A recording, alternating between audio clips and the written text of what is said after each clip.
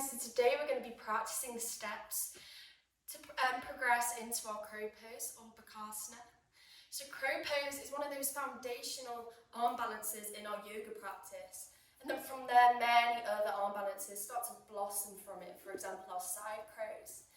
So for crow, it does require a lot of strength in our shoulders, our arms and our core, and it really can be quite demanding on our wrists. So before we start to come to practice our crow, we want to make sure your wrists are nice and secure and aligned in your downward facing dog, your plank and your chaturanga, your low planks. So making sure there's no pains and you're really secure in those poses. It's really important before we start to practice our crow.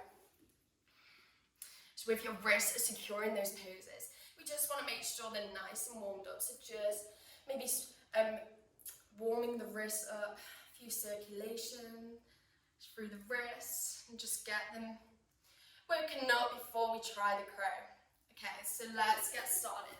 I'm going to quickly show you guys what crow looks like in case you don't already know. So fingertips facing, index fingers facing forward, lifting through the hips towards the ceiling, bending at the knees. And then I'm just going to shift my knees onto the tops of my arms and shift the weight forward. Lift one knee, then lift the other. Really guide those toes together. Squeeze the abs, looking just a few inches in front of my hands. And exhale, releasing down. Okay, so now you know what crow pose looks like. Let's get started practicing. So the first step we want to do is bring the palms about shoulder width apart in front of you. And then you want your middle finger and index finger facing forward. And then using your hasta band and your hand lock. So you really want to make sure that whole palm and your fingers are really secure on the mat. And just feeling that energy run all the way up the arm to your shoulder.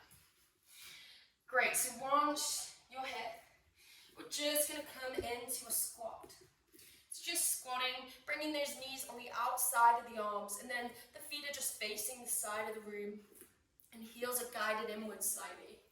If you can't get this far down, don't worry, just keeping it nice and high. Next stage will be for us to lift. Okay.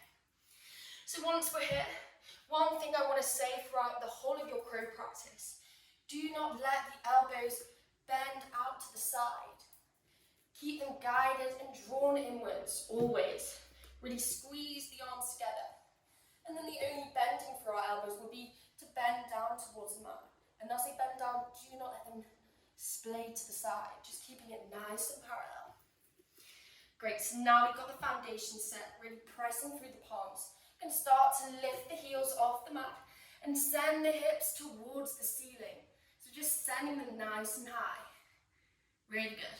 And then maybe you're just going to walk the feet a little closer in towards the mat. So maybe they're just directly behind the hands. And just lifting the hips, keeping a nice bend in the knees. Really good.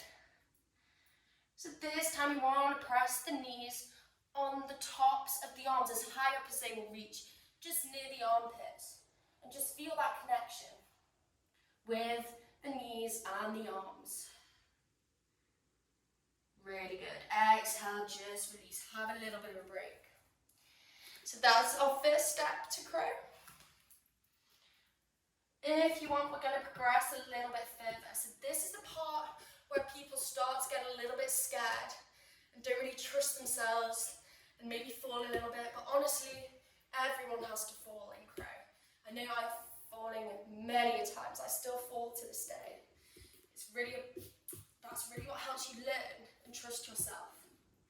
So again, inhale and bending, keeping the knees nice and bent. We're going to lift the heels, lift the hips. Press those knees on the upper parts of the arm. Again, making sure those elbows stay drawn inward, squeezing together. And then we're just going to start to shift the weight forward. As you shift the weight forward, just taking some weight off the feet and pressing the palms down to the earth. So just forward and back. And forward and back. Again, gaze is about 5 to 7 inches in front of your palms. Really good. And just relax again for a few moments. So again, this might be where your practice ends today. And you want to just carry on practicing, shifting that weight forward over the palms and then shifting it back towards the feet. If you want to practice the next part, again, we're just going to set our foundations ready for our crow. Lifting the heels off the mat, shifting the pelvis and the hips to the ceiling. Again, locking those knees on the upper parts of the arm, bending the elbows in and down, just like in our chaturanga, in and down. Inhale deeply, and then press the weight forward, maybe lifting through one foot. Squeeze that foot towards the glutes. Squeeze the elbows, squeeze the thighs. Exhale, release, well done. Again, a few moments just to relax. You might want to practice with the other knee. So again, lifting, weight onto the upper parts of the arm, shift that weight forward, then lift through the other foot. Bring that foot close towards your glutes, inwards. Exhale, release. Amazing. So again, this might be where you want to end your practice today.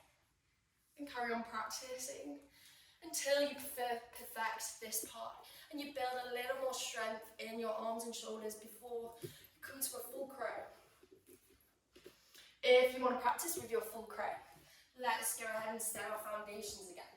So middle finger, index finger facing forward, lifting the heels off the mat, lifting the hips and the pelvis, then pressing those knees on the upper parts of the arm, guiding those arms or elbows inwards and down as we allow those knees to be placed on the upper parts of the arm. Shift the weight forward, lift one foot, then lift the other, guide the toes together, squeeze through the abs, squeeze the thighs, squeeze those palms and lift through the upper parts of your body.